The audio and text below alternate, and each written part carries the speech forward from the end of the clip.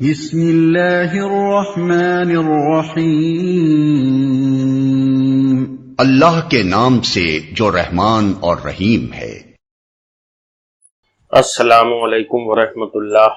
نحمدہ ونصلی علی رسولہ الکریم، اعوذ باللہ من الشیطان الرجیم، بسم اللہ الرحمن الرحیم۔ جامع ترمذی کی حدیث ہے، حضرت ابو ہریرہ رضی اللہ عنہ کہتے ہیں کہ رسول اللہ صلی اللہ علیہ وسلم نے فرمایا، جس شخص سے علم دین کی کوئی بات پوچھی گئی جسے وہ جانتا ہے، پھر وہ اسے چھپائے تو قیامت کے دن اسے آگ کی لگام پہنائی جائے گی۔ حالانکہ ہمارے یہاں ہوتا کیا ہے کہ جو ہمارے علماء ہیں، جو ہمارے یہاں جانکار لوگ ہیں، ان سے جب کوئی دین کی بات، علم کی بات پوچھی جاتی ہے تو وہ صرف وہ بات بتاتے ہیں جو ان کے فرقے کو سوٹ کرتی ہے۔ اگر ان کے فرقے، ان کے گروپ کے خلاف کوئی بات ہے اور وہ دین کی بات ہے اور وہ قرآن اور سنت میں موجود ہے، اس کے باوجود وہ اس کو چھپا لیتے ہیں، حالانکہ وہ یہ بھی جانتے ہیں کہ اللہ کے نبی صلی اللہ علیہ وسلم نے اس کے بارے میں، یعنی علم دین کو چھپانے کے بارے میں کتنی سخت وعید کی ہے۔ ایک عالم کا مقام بہت بڑا ہوتا ہے۔ قرآن و حدیث میں علم کو فلاح اور کامیابی کا ذریعہ قرار دیا گیا ہے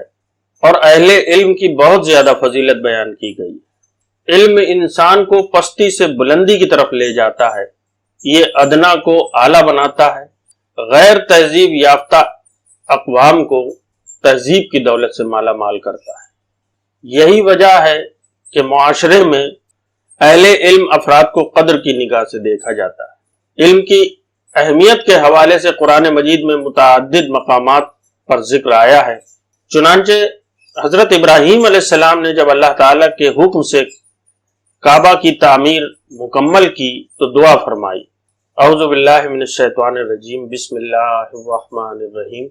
ربنا وابعث فیہم رسولا منہم یتلو علیہم آیاتک وَيُعَلِّمُهُمُ الْكِتَابَ وَالْحِکْمَةَ وَيُزَکِّیہم اِنَّکَ أَنْتَ الْعَزِیزُ الْحَکِیم۔ اے ہمارے رب، انہی میں سے رسول بھیج جو ان کے پاس تیری آیتیں پڑھیں، انہیں کتاب و حکمت سکھائیں اور انہیں پاک کریں، یقیناً تو غلبے والا اور حکمت والا ہے۔ یہ سورہ بقرہ کی آیت نمبر 129 ہے۔ علم دین کی ضرورت اور اہمیت کے باب میں نبی اکرم صلی اللہ علیہ وسلم کا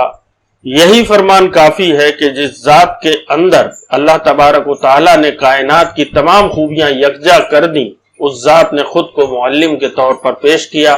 اور فرمایا، بے شک مجھے معلم بنا کر بھیجا گیا ہے۔ اور آپ صلی اللہ علیہ وسلم نے عالم و معلم کی فضیلت میں فرمایا کہ اللہ تعالیٰ رحمت نازل فرماتا ہے اور اس کے فرشتے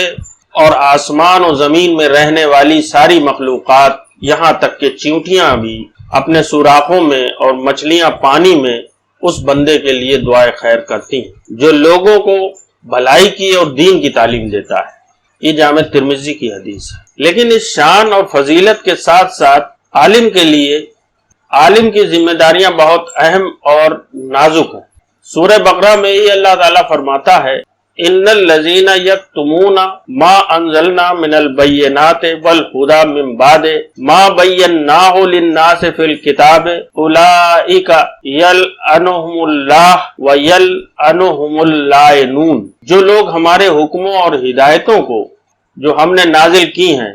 کسی غرض سے چھپاتے ہیں، باوجود یہ کہ ہم نے ان لوگوں کے سمجھانے کے لیے اپنی کتاب میں کھول کھول کر بیان کر دیا ہے، ایسوں پر اللہ اور تمام لعنت کرنے والوں کی لعنت۔ امام ابن کثیر رحمۃ اللہ علیہ اس آیت کی تفسیر میں لکھتے ہیں کہ اس میں زبردست دھمکی ہے ان لوگوں کو جو انبیاء کی لائی ہوئی شریعت کے صحیح مقاصد پر واضح دلالت کرنے والی باتوں کو جو دلوں کے لیے نفع بخش ہیں چھپاتے ہیں۔ علم کو چھپانا جہنمی لگام پہننے کے مترادف ہے۔ جس شخص کو اللہ تعالیٰ علم دے اور وہ اسے چھپائے تو قیامت کے روز اللہ اسے آگ کی لگام پہنائے۔ رسول اکرم صلی اللہ علیہ وسلم کا ارشاد گرامی ہے، سیدنا انس بن مالک رضی اللہ عنہ کہتے ہیں کہ میں نے رسول اللہ صلی اللہ علیہ وسلم کو فرماتے ہوئے سنا، جس شخص سے دین کے کسی مسئلے کے متعلق پوچھا گیا اور باوجود علم کے اس نے اسے چھپایا تو قیامت کے دن اسے آگ کی لگام پہنائی جائے گی۔ یہ ابن ماجہ کی حدیث ہے اور یہ صحیح حدیث ہے۔ ابن ماجہ میں ہی ایک حدیث ہے، حضرت ابو ہریرہ رضی اللہ عنہ سے روایت ہے کہ نبی اکرم صلی اللہ علیہ وسلم نے فرمایا، جو شخص بھی علم دین یاد رکھتے ہوئے اسے چھپائے تو اسے قیامت کے دن آگ کی لگام پہنا کر لایا جائے گا۔ یہ حدیث مسند احمد میں بھی ہے۔ ترمذی شریف میں ابو ہریرہ رضی اللہ عنہ کہتے ہیں کہ رسول اللہ صلی اللہ علیہ وسلم نے فرمایا، جس سے علم دین کی کوئی ایسی بات پوچھی جائے جسے وہ جانتا ہے، پھر وہ اسے چھپائے تو قیامت کے دن اسے آگ کی لگام پہنائی جائے گی۔ یہ کچھ باتیں تھیں جو قرآن و حدیث میں بیان کی گئی۔ اس کے علاوہ بھی بہت ساری احادیث ہیں جن میں اس طرح کی وعید آئی ہے کہ عالم سے جب کوئی دین کی بات پوچھی جائے اور وہ کسی بھی وجہ سے اس بات کو چھپا لے تو قیامت والے دن اس کے آگ کی لگام ڈالی جائے گی۔ حالانکہ جنرلی یہ ہوتا ہے کہ ہر عالم اپنے فرقے کی پیروی کرتا ہے اور جو باتیں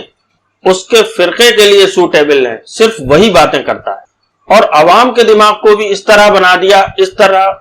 قدر خوف دلا دیا کہ ارے ان باتوں سے کیا ہوگا،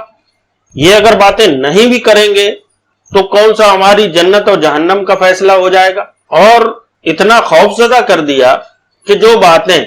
اللہ تعالیٰ نے قرآن میں بیان کر دی اور جن باتوں کو پیارے آقا صلی اللہ علیہ وسلم نے بیان کر دیا اور امام بخاری، امام مسلم اور دیگر محدثین اپنی کتابوں میں لے آئے، ان کو بیان کرنے سے بھی گریز کیا جاتا ہے۔ بلکہ اگر کوئی بیان کرتا ہے تو اس کو گستاخ رسول، گستاخ صحابہ اور پتہ نہیں کن کن ناموں سے بلایا جاتا ہے۔ ہم اپنے آپ کو بہت بڑا دیندار سمجھتے ہیں اور ہر طریقے سے دین کے کام کرتے ہیں اور تمام تر کوششیں ہماری صحیح لائن پر چلنے کی ہوتی ہیں، لیکن اس کے باوجود ہمارے دماغوں کو اس طرح سے ہائی جیک کر لیا گیا ہے کہ وہ باتیں جو پیارے آقا صلی اللہ علیہ وسلم نے یا خلفائے راشدین نے یا صحابہ کرام نے بیان کر دی اور کتب احادیث میں آ گئیں،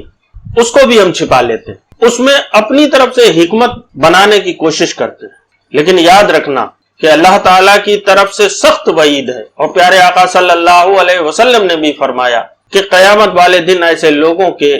آگ کی لگام ڈالی جائے۔ اللہ تعالیٰ سے دعا ہے کہ اللہ تعالیٰ ہم سب کو جہنم کی آگ سے بچائے، اللہم اجرنی من النار، آمین۔ اور اللہ تعالیٰ سے دعا ہے کہ اللہ تعالیٰ ہم سب کو ان باتوں کو سمجھنے کی اور ان کو اہمیت دینے کی توفیق عطا فرمائے اور ان کے مطابق عمل کرنے کی توفیق عطا فرمائے، آمین یا رب العالمین۔